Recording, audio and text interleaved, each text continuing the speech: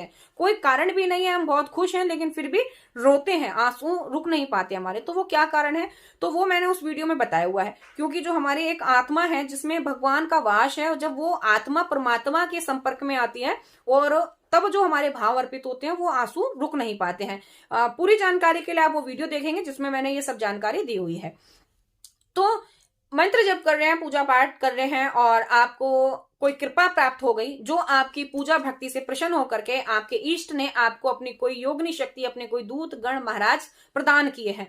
तो जब वो आपको प्रदान किए हैं वो आपकी सुरक्षा के लिए हैं, वो आपके इर्द गिर्द जब निवास करने लगते हैं। तो जब भी आप तीर्थ स्थलों पर जाते हैं या किसी आप पॉजिटिविटी जहां होती है, किसी मंदिर में, शिवालय में, किसी पूजा पाठ की जगह पर जाते हैं, तो आपका शरीर जो है वो वाइब्रेट होने लगता है, आपका शरीर हिलता है, आपको उबासियां आने लगती हैं, आंखों से आंसू आने लगते हैं, रोंगटे खड़े होने लगते हैं और शरीर आगे पीछे हिलने लगता है, या फिर चीख मार मार के अंदर से रोता है। जो भी सवारी आ रही है वो रोती है चीख मार के।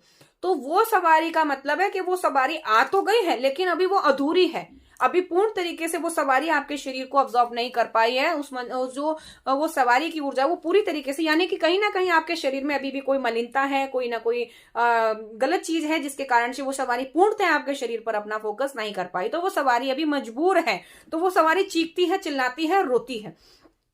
दूसरा, यदि सवारी लेकिन कई बार हम जब सवारी के ऊपर काफी प्रेशर डालते हैं, हो सकता है सवारी कभी जयकारा भी लगा देती हो किसी किसी का, तो वो सवारी तो ठीक है, जयकारा लगा दिया, पॉजिटिविटी है। लेकिन काफी बार जो सवारी होती है वो रोती है, केवल रोती है और क्रोध में रोती है, प्रचंडता आती है और एकदम क्रोध में बावली सी हो जाती है, या हो सकता है उस समय वो किसी के ऊपर अटैक भी कर दे। जब सवारी आती है वो किसी के ऊपर अटैक भी करने लगे तो वो सवारी पॉजिटिव नहीं होती है, वो किसी प्रेत की शक्ति होती है, लेकिन वो आपके घर के ही प्रेत की शक्ति होती है जो अटैक करने लगती है और रोने लगती है। प्रेतों की क्षमता नहीं होती है मुंह खोलने की, तो प्रेत अधिकतर जल्दी से मुंह नहीं खोल पाते हैं। आप जैसे लोग कहते हैं ना कि देवी देवता बड़े हैं, भूत प्रेत आ गए, भैया बहुत ताकतवर शक्ति आ गई।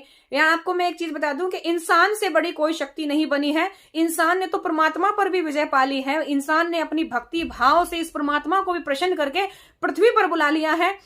जैसे कि आपने देखा है, उनके बारे में सुना है, जो माता काली के सबसे ज्यादा सबसे प्रिय भक्त थे, जो माँ सबसे ज्यादा जिसने माँ की भक्ति की है, वो